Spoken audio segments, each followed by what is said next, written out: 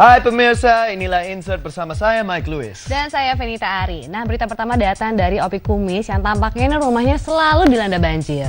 Bukan cuma Opi Kumis, tapi Juanita Kristiani yang akses menuju rumah juga kena banjir. Jadi kemana-mana juga susah kayaknya ya. Yaudah kita lihat aja liputannya yuk, ini dia.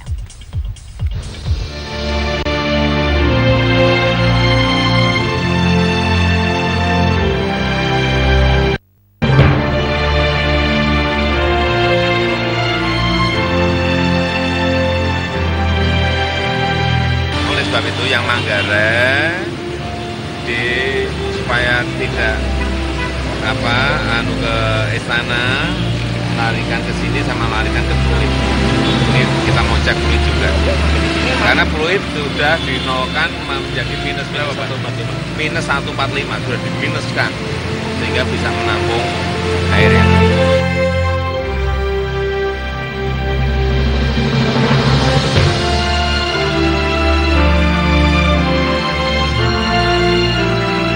Jakarta kembali tergenang banjir. Curah hujan yang tinggi selama beberapa hari belakangan menyulut naiknya volume air dan musibah banjir itu pun tak lagi dapat dihindari.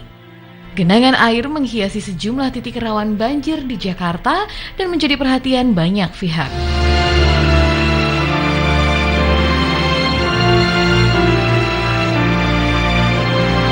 Dan salah satu dari selebriti yang kerap kali menjadi korban banjir adalah komedian Betawi Opi Kumis. Bukan hanya sekali, kediaman Bang Opi di kawasan Cililitan Kecil, Jakarta Timur nampaknya sudah menjadi langganan terjadinya banjir. Oke pemirsa, sekarang kita sudah lebih mendalami menyusuri menuju rumahnya Bang Opik, dan ternyata kita lihat sekarang sini kondisinya lebih dalam lagi. Sekarang sudah ada saya, dan kita ternyata masih harus kesana lagi nih buat ke rumah Bang Opik. Dan kita lihat sekarang di sini cuma ada sampah-sampah bekas dari sungai yang meluap sana tadi Sungai Ciliwung. Dan sekarang kita mungkin harus sana lagi pemirsa menuju rumah Bang Opik ya. Mudah-mudahan tidak lebih dalam lagi. Oke, yuk.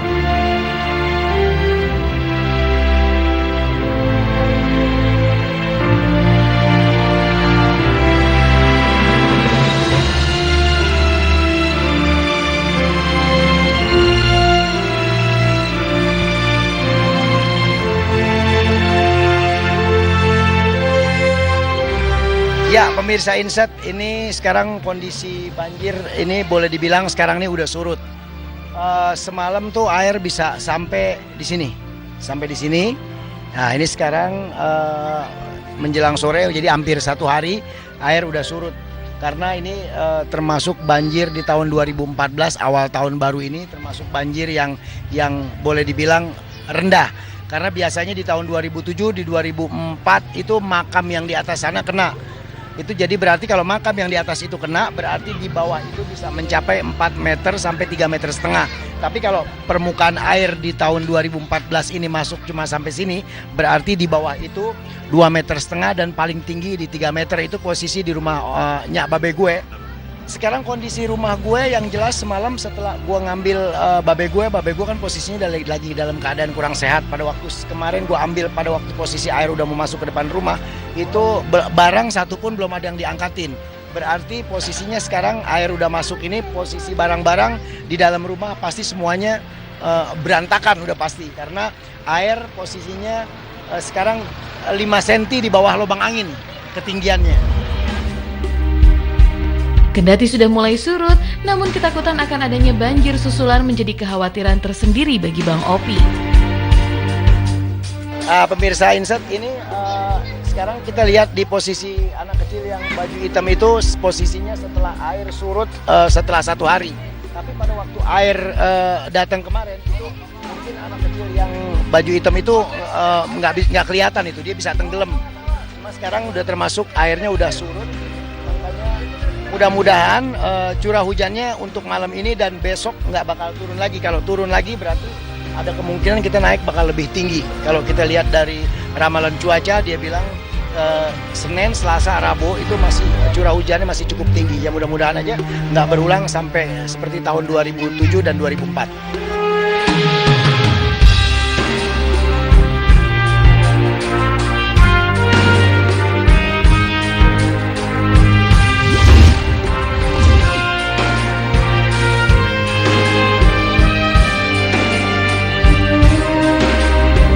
Sama halnya dengan Opi Kumis, kediaman presenter cantik Yuanita Kristiani pun turut tergenang banjir usai hujan deras yang mengguyur kota Jakarta beberapa hari lalu. Seperti yang dilaporkan reporter Insert Berlian Pasca dari kawasan Kedoya, Jakarta Barat berikut ini. Ya, pemirsa Insert, saat ini saya sedang berada di daerah Kedoya, Jakarta Barat. Jadi pemirsa bisa lihat suasananya di sini banyak genangan air yang tingginya kira-kira sepaha orang dewasa. Ya, kita akan ngobrol nih. Sebenarnya ini genangan airnya sendiri ini udah sejak kapan sih gitu? Yang ini mulai kemarin sore jam 4, kurang lebih jam 4. Awalnya sudah langsung sepaha atau seperti apa, Pak? Yang pertama di sini cuma ada 10 cm. Berhubung dari luapan air kali Pasanggerahan langsung semalam jam 2 akhirnya menjadi tinggi air menjadi kurang lebih di atas paha orang dewasa.